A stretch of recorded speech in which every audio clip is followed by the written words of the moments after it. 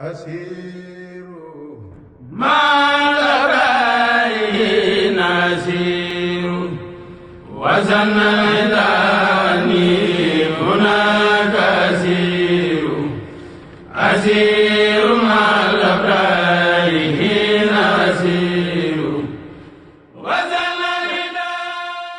بسم الله الرحمن الرحيم الحمد لله رب العالمين والصلاة والسلام على سيدنا محمد سيد المرسلين خاتم النبيين. Chers téléspectateurs d'Amani TV, bienvenue dans votre nouvelle émission Les visages de l'Islam. Nous avons la chance de recevoir aujourd'hui, à l'occasion du Grand Magal de Touba, Dr Cheikh Gueye. Bonjour. Bonjour. Et bienvenue à cette émission. Aujourd'hui, agenda oblige, avec le Grand Magal qui s'annonce le week-end prochain. Nous avons le plaisir de recevoir Dr Cheikh Gueye, qui est géographe, auteur du livre Touba, la capitale des Mourides, qui a fait quelques années et qui est très actif dans les mouvements de la société civile en tant que personne ressource. Il est aussi membre éminent de la commission Raoud Rayahin, c'est la commission culturelle du Grand Magal de Touba.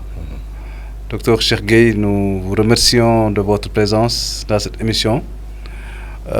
Comme vous le savez, le Magal de Touba, c'est un événement qui rassemble des milliers et des milliers de fidèles autour de la ville dans et autour de la ville de Touba pour célébrer un événement dont nous allons parler aujourd'hui et dont l'initiateur et le fondateur est le grand Cheikh Ahmadou Bamba. Pouvez-vous nous dire à nos téléspectateurs quelle est la signification du Grand Magal? Bismillahirrahmanirrahim. Alhamdulillahi Rabbil Alamin. Wassalatu wassalam ala Sayyidina wa Mawlana Muhammadin wa ala alihi wa sahbihi ajma'in. Subhanaka la ilma lana illa ma 'allamtana innaka antal alimul khabir. Je voudrais, à l'entame de mon propos, remercier d'abord Amani TV de m'avoir permis de retrouver l'ami et le collègue que tu es, et aussi de me soumettre aux questions qui sont posées dans cette émission et dont les réponses, j'espère, seront utiles à ce stade.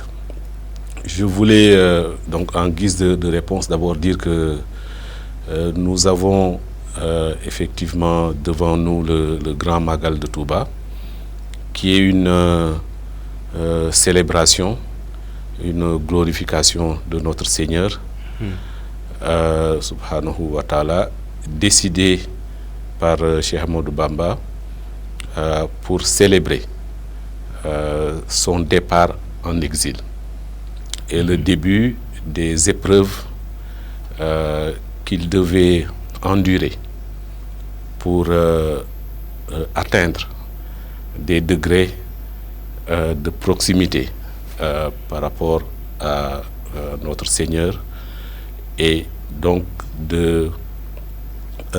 d'atteindre une certaine réussite dans sa recherche spirituelle.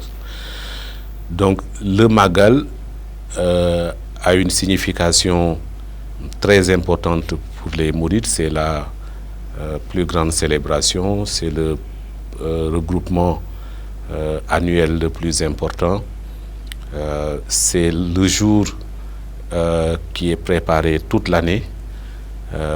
C'est le jour qui a trouvé en Touba, la ville qui l'accueille, l'espace pour s'épanouir, et c'est aussi le jour de retrouvailles, d'unicité de la confrérie, jour qui lui permet donc de magnifier son unité, de magnifier la victoire de Cheikh Ahmadou Bamba dans cette recherche spirituelle, mais aussi une signification aussi un peu politique, nationaliste, oui, parce que effectivement, si Cheikh Ahmadou Bamba avait connu la défaite dans ses relations avec les autorités coloniales, il n'aurait sans doute pas célébré en tout cas, on serait loin d'être peut-être les musulmans ou les mourides que nous sommes pour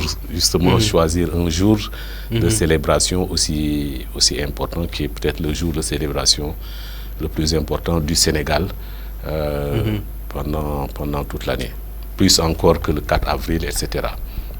Donc il y a beaucoup de significations. C'est un jour qui, disons, comporte beaucoup d'enjeux, l'enjeu spirituel. C'est très très important parce que c'est un jour où on récite le Saint-Coran, où on récite les poèmes de Cheikh Ahmadou Bamba qui rendent grâce au Seigneur et aussi qui magnifie le prophète sallallahu alayhi wa sallam.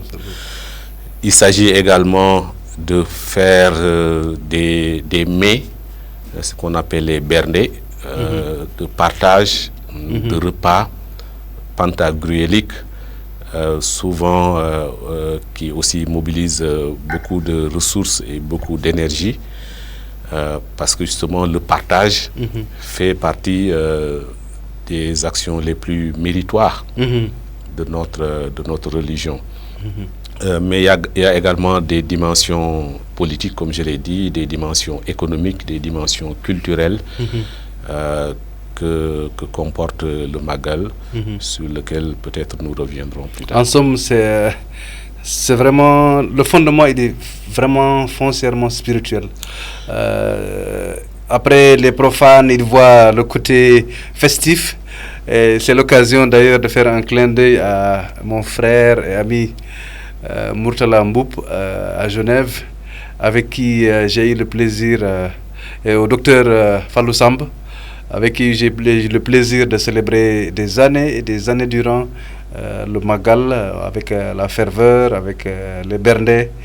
Mais ce qu'on peut retenir, c'est vraiment que c'est d'abord une sorte d'ascèse pour une ascension spirituelle, c'est ça. L'action de grâce, le fait de montrer sa reconnaissance par rapport au Seigneur, l'avoir choisi. Pour lui mettre une épreuve. Pour le faire, disons, lui donner des parts exceptionnelles, mais en mettant sur le chemin des épreuves exceptionnelles. C'est cette lecture-là qu'il faut avoir. Et d'ailleurs, on l'observe avec la manière de le raconter de manière profane.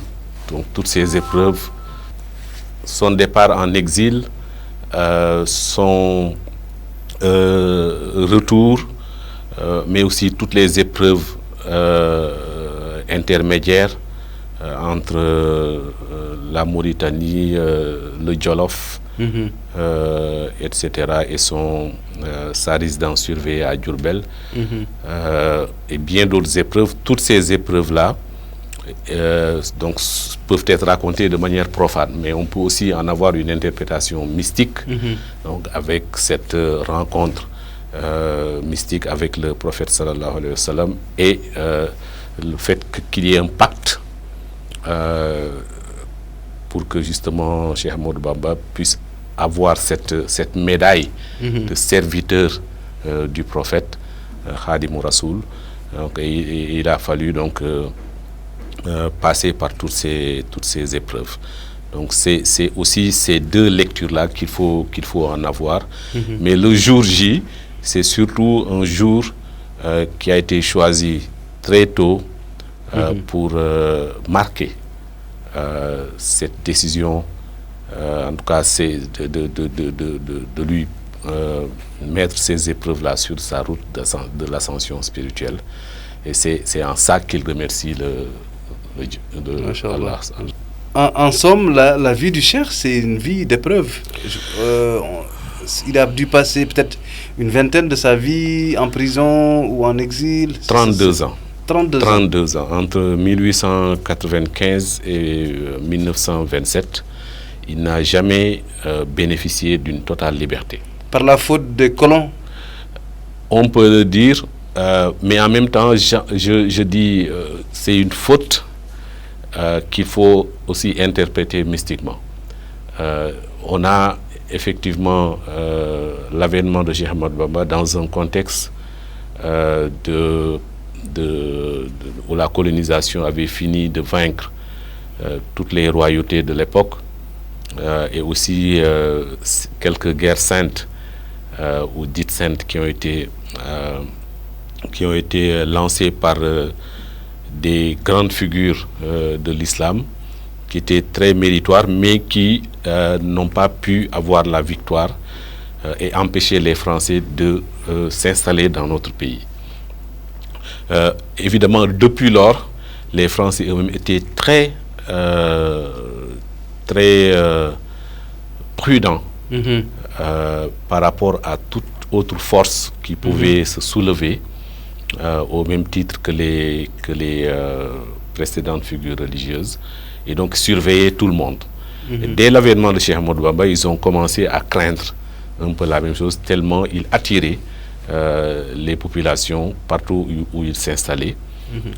Et donc c'est à partir de là que les craintes se sont finalement traduites par des accusations, parfois mensongères, parfois des inventions, mais aussi avec certainement la complicité de certaines autorités traditionnelles de l'époque qui voyaient aussi leur influence diminuer avec son installation dans les régions dans lesquelles ils étaient. C'est la conjugaison de tout ça qui a fait que finalement, comme pour d'autres grandes figures de résistance à la colonisation, les autorités coloniales ont décidé d'abord de l'exiler au Gabon. Et quand il est revenu du Gabon, son succès était encore plus important. Ils ont dû décider quelques mois après de l'amener en Mauritanie, où il est resté quelques années. Et là, quand il est revenu, on pensait que son appel était un peu oublié, était un peu éteint, ou en tout cas qu'il n'aurait plus l'influence qu'il a eue dans le passé. Que nenni, il a continué à attirer les gens et donc ils ont aussi également décidé de l'amener à Thiéyène, dans le Djolof, au fin fond du Djolof, pour empêcher les gens d'avoir des facilités pour le rejoindre. Et c'est à la suite de ça que par l'entremise d'une autorité coloniale qui avait compris qu'il ne représentait pas un danger, puisque quand on l'a accusé de djihad, lui-même leur a dit « Oui, je fais le djihad, mais je le fais par l'adoration et la science. » Et donc, c'est cette résidence surveillée à Diourbel en 1912 qui lui a permis de s'installer quelque part de manière durable avec sa famille autour et donc de commencer à lancer ses premiers projets. Et donc c'est dans cette période-là aussi que les Magal ont commencé à être célébrés par lui-même et ensuite par toute sa famille, toute sa communauté. Donc c'est ça un peu le fondement du Magal, à la fois historique et spirituel. Et donc tout le développement de la confrérie par la suite prendra en compte cet événement comme un élément très, très important de son fonctionnement. On voit qu'on est déjà passé dans sa biographie. Après la question sur la signification de Magal, on voit que donc il a évolué dans la période de la fin du 19e siècle. Pouvez-vous nous faire un petit rappel des grands événements de sa vie? Oui, il est né en 1853, donc à Mbaké, là où s'était installé depuis plusieurs générations son aïeul, Mamara Mbaké, qui est en fait qui était un érudit musulman, jurisconsulte lui aussi, qui avait beaucoup conseillé et protégé les musulmans de son époque, et à qui on avait donné justement cette concession de Mbaké, qui était en mais fait, ils sont originaires du Fouta, hein, de Goléré. Mais ils sont originaires évidemment du Fouta, comme presque nous tous. Et cette installation à Mbaké a été, avant l'avènement même de Cheikh Ahmadou Bamba, un moment très important, parce que c'est là qu'on a commencé à vraiment vivre et expérimenter le modèle d'éducation islamique que lui-même va révolutionner et massifier par la suite. Donc, avec l'existence de ces enseignements, lui-même était donc un élève dans cette école de Mbaké, et à la disparition de son père, Mamor Anta Sali, qui était aussi un des conseillers du roi de l'époque, on lui a demandé de prendre sa place et donc de venir donc bénéficier des aides, des appuis, des faveurs du roi de l'époque. Et c'est là qu'il a fait la première rupture, la première révolution, c'est de dire non, moi je ne me mettrai pas au service d'un roi qui a lui-même ses propres besoins qu'il ne peut même pas satisfaire. Je préfère me tourner vers Allah subhanahu wa ta'ala, puisque lui, il a toutes les faveurs. Et donc, cette décision a continué à attirer l'attention sur lui. Et c'est à partir de cet instant qu'il est allé fonder un village qui s'appelle Darussalam, sa première fondation, pour justement marquer cette rupture et commencer à modeler un système d'éducation basé non seulement sur la science, mais aussi sur les qualités humaines. Voilà, comment faire pour que le cœur du musulman soit le plus proche de Dieu, au-delà donc de la pratique. C'est à l'image du prophète sallallahu alayhi wa sallam, qui a dit qu'il a été créé pour parfaire les comportements. Donc c'était une mission foncièrement de fabrication de citoyens modèles. Voilà, et donc c'est un peu le thème de notre émission.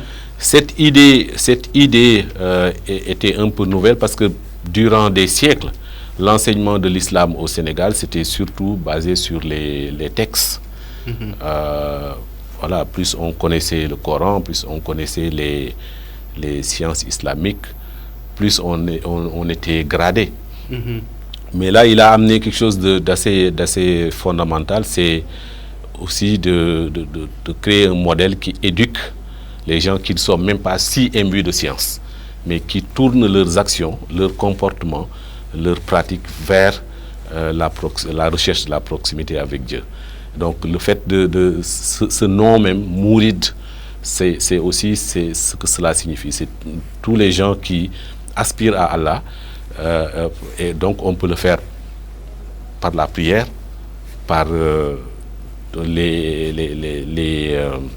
toutes les pratiques qui nous sont dictées par notre religion, mais le travail aussi pour s'autonomiser, mais aussi les qualités humaines envers ses semblables. Voilà, ce genre d'éléments ont été beaucoup plus mis en avant, et ça, c'est ça qui a été à l'origine de la fondation de beaucoup de ces daras. Donc après Darussalam, il a fondé Darou Marnan, qui est à quelques kilomètres, et c'est à partir de là que justement il a eu cette révélation. Par rapport, après une quarantaine de jours de Khalwa, dans un quartier... Khalwa, c'est la retraite spirituelle. La retraite spirituelle, dans un quartier, dans un lieu qui aujourd'hui est devenu un quartier de Touba, qui s'appelle Sekhaouga, où il a donc fait cette retraite spirituelle, et puis il a disparu. C'est donc après plusieurs jours de recherche qu'un chasseur du nom de Bouboudia l'a retrouvé au fin fond de la forêt. Et donc, à côté justement d'un arbre qui s'appelle Bip. Et c'est cet arbre-là qui marque le lieu de fondation de Touba. Et c'est sur la localisation de cet arbre-là qu'est construite aujourd'hui la mosquée de Touba. Masha'Allah. Donc, à partir de ça, il a aussi commencé à produire massivement des poèmes à l'intention du prophète Mohammed sallallahu alayhi wa sallam, et donc à produire également des ouvrages scientifiques. Et donc à partir de ce moment-là, on a effectivement le Cheikhoul Khadim, le Cheikh Ahmadou Bamba, connu de tous, qui avait un aura extraordinaire. C'est vers la fin du 19e siècle. C'est autour de 1890-1895. Et donc c'est à cause justement de cette... La quarantaine, quoi. Voilà. Donc c'est un moment... c'est le moment fondateur, disons, de ce que sera ce phénomène qu'est Cheikh Ahmadou Bamba dans la vie nationale. Masha'Allah, Masha'Allah. Donc on voit que vers la fin du 19e siècle, il y a un glissement dans le sens du batin, bien sûr, un glissement important de l'islam guerrier, armé, djihadique, physique, vers l'islam soufi. Mystique. Vers l'islam mystique, où la force, c'est la direction de conscience, c'est la maîtrise de l'âme, c'est la maîtrise du cœur, c'est le zikr, c'est l'adoration pieuse. Et on voit que c'est ce qui nous vaut aujourd'hui la grandeur de notre région, de l'Afrique de l'Ouest. On peut remercier le Seigneur pour ça. Qu'est-ce que vous pourriez nous dire là-dessus? On voit que c'est vraiment un mouvement d'ensemble, hein. Du côté des Tidjanes aussi, on voit que des grandes figures ont émergé en cette période-là, et qu'on a assisté à une sorte de reprise en main de la résistance culturelle, mais de manière pacifique. Et Cheikh Ahmadou Bamba est un de ces porte-étendards. Que pourriez-vous nous dire là-dessus? Dieu est le plus grand des stratégies. Je crois Subhanahu wa ta'ala. Je crois que ce n'est pas un hasard du tout si on a eu entre, disons, 1800 et 1900, dans ce siècle-là, que nous appelons d'ailleurs nous le siècle des Lumières. Parce que pour nous, c'est notre siècle des Lumières. Ce siècle qui a vu la naissance de toutes ces grandes figures religieuses, ou leur développement, et qui a également permis, dans une période très très très difficile, très contraignante, de sauver les populations sénégalaises, puisque la colonisation, mais déjà l'esclavage avant, avait complètement déstructuré nos sociétés, avait, disons, perturbé leur fonctionnement. Il fallait donc un nouveau sens pour les gens, pour les sociétés. Il a fallu donc que Allah subhanahu wa ta'ala nous aide et fasse venir ces grandes figures-là à la même période, et les a dispersées sur le territoire de manière très très cohérente. Nul ne connaît les soldats de ton Seigneur. Exactement. Exactement. Ça le reflète totalement, parce que si on voit l'implantation en pays Wolof de Cheikh Ahmadou Bamba, l'implantation en pays Poulard de Cheikh Omar Foutiyou, quand on voit l'implantation de Mam Aladji Malik dans le Kayor et autour de Thiès et de Tivaouane, et puis dans les grands centres urbains, quand on voit ce qui se passe à Kaolack, quand on voit ce qui se passe à Dakar avec les Layènes, quand on voit ce qui se passe avec les Khadres dans plusieurs implantations sur la grande route nationale, tout ça, c'est pas un hasard. C'est aussi le fait, et ça on ne le dit pas assez, d'une stratégie bien pensée aussi par eux-mêmes. Souvent on ne le dit pas, mais ils se rencontraient. Ils s'envoyaient des messages par personne interposée. Et il y avait ce que j'appelle un réseau de fondations. Une sorte de passage de témoins avec des soldats postés à des endroits stratégiques. Oui, oui, mais déjà, même au niveau de l'implantation géographique, quand on voit comment les daras ont été distribués un peu partout sur le territoire national, le fait qu'on ait conquis la plupart du territoire national par des daras, par des gens qui venaient enseigner d'une certaine manière la religion aux gens. Tout ça, quand on conjugue tout ça, on voit que c'est une vraie chance pour le Sénégal d'avoir cette sorte de matrice commune. L'Afrique et l'humanité. Voilà. Et même aujourd'hui, on peut effectivement dire que c'est une chance pour toute l'humanité que tous ces enseignements et toutes ces grandes figures religieuses puissent être considérées partout dans le monde comme des références incontournables. Et justement, quand on regarde les écrits de Cheikh Ahmadou Bamba, on est subjugué par la densité, la dimension intellectuelle, la dimension avant-gardiste, la dimension militantiste. Oui. Et je ne parle pas de la dimension spirituelle. Oui. Et moi, j'ai envie de dire, pour moi, les meilleurs écrivains, les meilleurs essayistes, les meilleurs penseurs de l'Afrique de l'Ouest, depuis 2 siècles, c'est les penseurs qui ont écrit en langue arabe. Oui. Et c'est les penseurs qui ont été des leaders religieux. Oui. Est-ce que vous me confirmez dans cela? Oui, la bibliothèque coloniale nous a complètement détournés de nos vrais intellectuels. En réalité, parce que justement, on nous a tournés vers la langue française, on nous a tournés vers les archives, on nous a tournés vers les écrivains français, le siècle des Lumières français et européens, et on nous a détournés de toute cette c'est un trésor. De tout ce trésor qu'a constitué déjà à l'époque Tombouctou et ses saints, mais aussi toutes les grandes universités qui ont existé dans toute la région ouest-africaine et au Maroc. Et on se rend compte que certaines d'entre elles ont largement précédé celles qui sont en Europe. Donc il y a ce dualisme qu'on commence justement à reconstituer, à reconsidérer nos intellectuels non europhones, comme dit notre collègue Ousmane Khan de Harvard. Que je salue au passage. Voilà, et qui sont donc des références en termes non seulement de religion, mais aussi de sciences tout court, et qu'on devra apprendre à redécouvrir, à retransmettre aux nouvelles générations. Justement, vous êtes dans ça.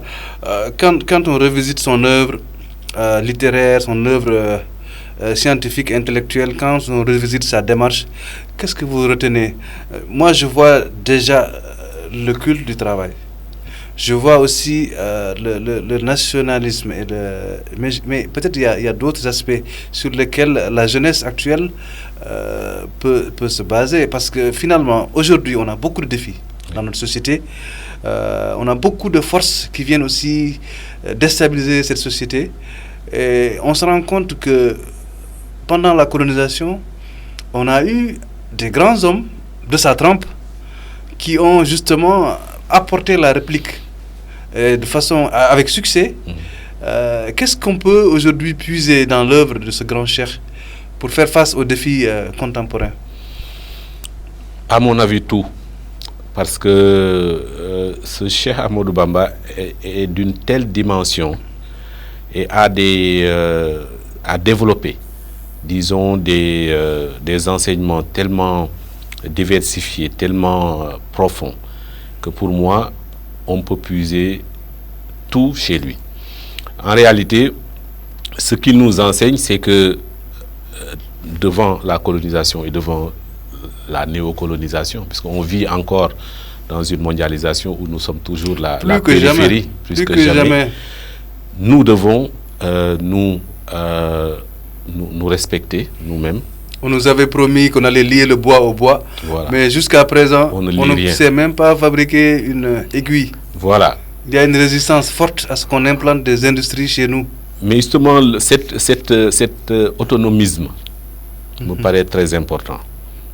Le fait qu'il ait enseigné à ses enfants et à ses talibés qu'ils peuvent compter sur eux-mêmes en s'organisant, qu'ils peuvent se financer, s'autofinancer en s'organisant. Et il leur a donné des outils pour ça. Et il leur a donné des expériences pour ça. Donc, et il a commencé jeune en plus. La construction de la mosquée de Diourbel. Inimaginable à cette époque de construire une aussi grande mosquée avec une architecture venant de la Turquie, des gens des grands techniciens qui étaient venus déjà à l'époque les appuyer là-dessus. Mais le fait d'avoir très jeune commencé à prendre des décisions aussi révolutionnaires, ça, il fallait le faire. Puisqu'il avait ses oncles, il avait ses grands frères. Voilà. Mais comment il a pu prendre sur lui-même de faire cette révolution, cette rupture dont je parle. Ça, on ne doit pas attendre, en tout cas, d'être mature pour prendre certaines décisions dans sa vie. Moi, c'est l'enseignement que je pense que les jeunes d'aujourd'hui doivent en tirer. Donc, on n'a pas besoin d'aller chercher des leçons de leadership, comment se comporter en public, comment faire ceci. On a tout ce qu'il faut à travers ces grands hommes. Et le leader qu'il a été, on le voit encore à travers même ses descendants aujourd'hui. Oui, ils savent être des leaders quand il le faut. Les exemples foisonnent. Il faut un don de Dieu, quand même. Quand tu vois toutes les grandes figures religieuses que nous avons, on voit qu'ils ont un don. Ils ont tous, ce sont des dons de Dieu, même à la limite. Et le fait qu'ils aient été respectés ici au Sénégal et un peu partout à l'étranger, de leur temps déjà, et même après leur disparition, montre que c'était des hommes exceptionnels, qui nous sont arrivés dans un moment exceptionnel, tous ensemble. On a presque envie de dire, il n'y a pas besoin d'aller chercher ailleurs. Pas du tout. Le culte du travail, par exemple. Oui, le culte du travail, c'est quelque chose qui est très important dans son ces moments où on veut créer des emplois pour la jeunesse. Et surtout ça a constitué une rupture par rapport au tassaouf qu'on connaissait avant. Le tassaouf qu'on connaissait avant, c'était un tassaouf qui peut-être ne voulait pas épouser le monde. En tout cas, voulait considérer, disons, cet ascétisme comme la nécessité ou la pratique de ne pas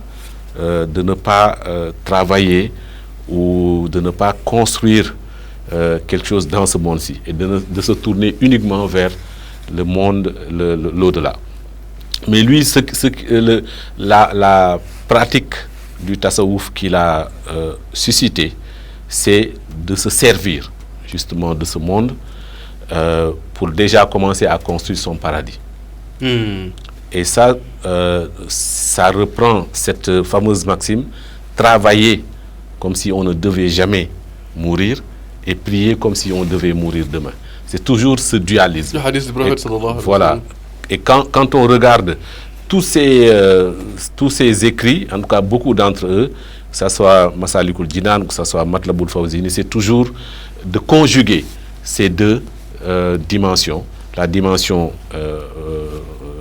matérielle et la dimension spirituelle. Et sa grande force, en fait, c'est son extrême piété, c'est la foi. Et en même temps, on peut dire que malgré tout ce qu'il a fait d'un point de vue spirituel, ses écrits, ses enseignements, les épreuves et tout ça, il a été un grand stratège aussi, du point de vue de l'organisation.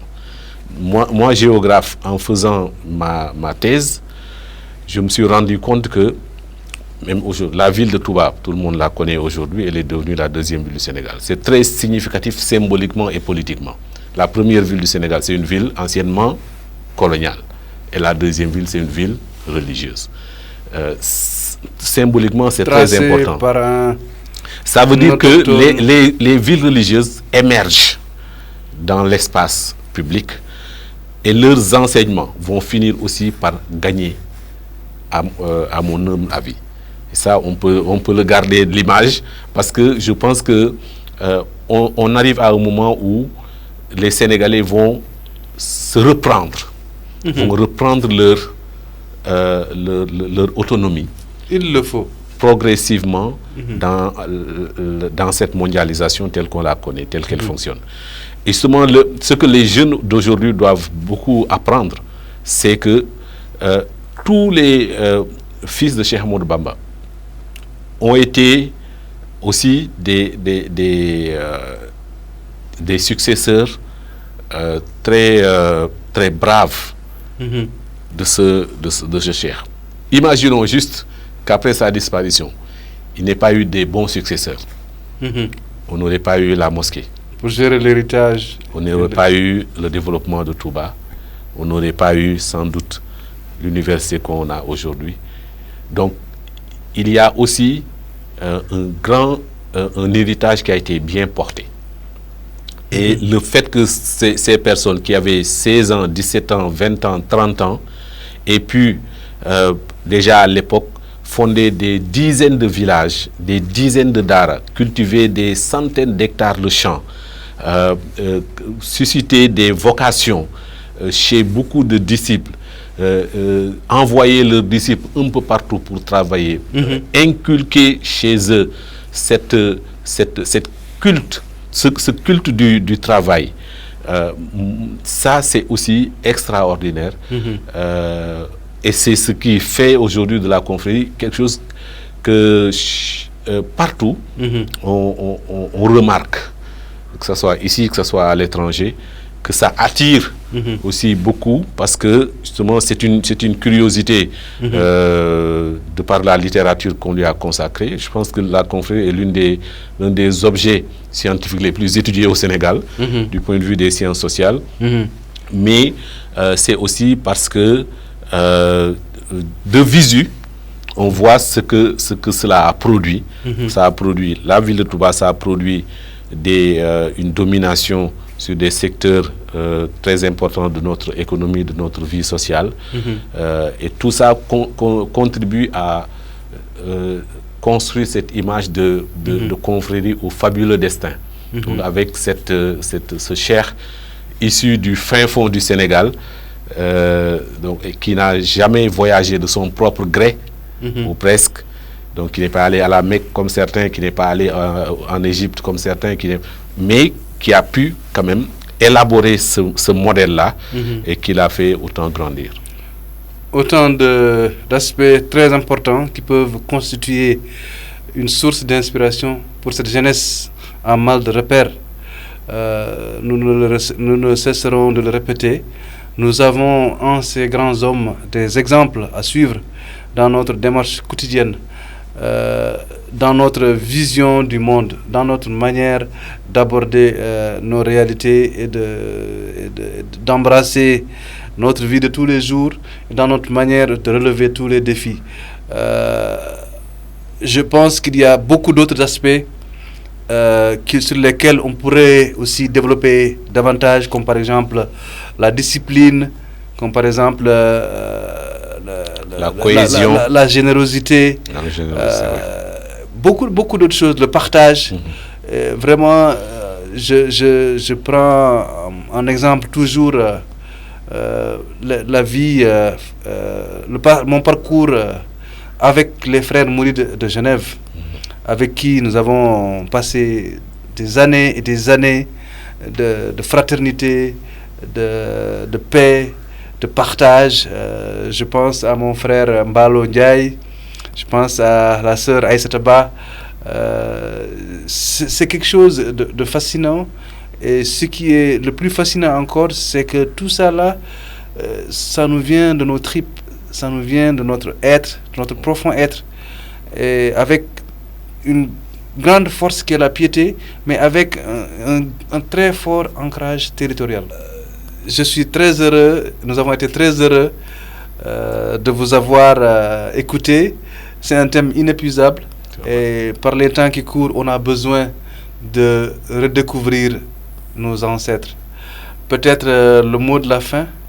Je voudrais d'abord saluer Fallou Samb et Murtada Mboup dont vous avez parlé, qui sont aussi des amis et des frères. Ah, c'est des frères adorables. Qui sont adorables et surtout aussi très, très brillants.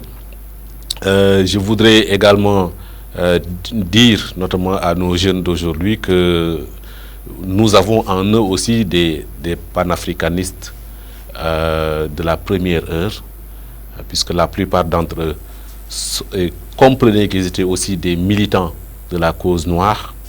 Certains d'entre eux ont fait des actions très importantes pour ce qui concerne l'unité de l'Afrique, ces actions qui sont assez mal connues. Mais si on revient sur Cheikh Ahmadou Bamba, je pense qu'il nous laisse un héritage d'enseignement qui est inépuisable et qui peut véritablement permettre à notre jeunesse de trouver l'inspiration. Parce que ce qu'il a mis en place, c'est un projet complet, un agenda complet, à la fois spirituel, mais aussi de développement propre, de développement autonome, et d'une rencontre égalitaire avec les autres. Ce projet-là, tout le monde doit se l'approprier pour que notre continent, mais surtout la condition du musulman, surtout du musulman noir, puisse respectée et soit... mais ça demande aussi tout un travail de transmission de ces enseignements-là. Et de coopération avec les autorités. En coopération avec les autorités, avec le système d'enseignement, avec le système éducatif que nous connaissons, qui a encore du temps pour se décoloniser, qui est encore très marqué par l'enseignement de la bibliothèque coloniale. Il faut le refonder pour qu'il puisse répondre à ce besoin de transmission des enseignements de nos grandes figures religieuses auprès de nos jeunes branchés surtout. Absolument. Voilà. Mais merci beaucoup, monsieur le docteur Cheikh Gueye.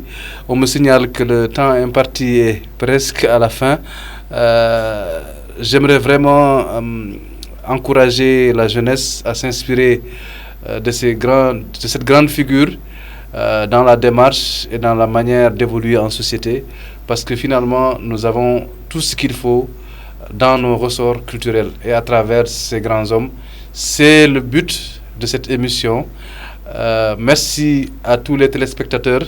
Un grand merci à la réalisation, avec à la tête Cora Gueye et toute son équipe. Merci beaucoup, chers téléspectateurs, d'avoir suivi cette émission de Visage de l'Islam. Nous vous souhaitons une excellente soirée et nous vous donnons rendez-vous, Inch'Allah, la semaine prochaine. Assalamu alaikum wa rahmatullahi wa barakatuh.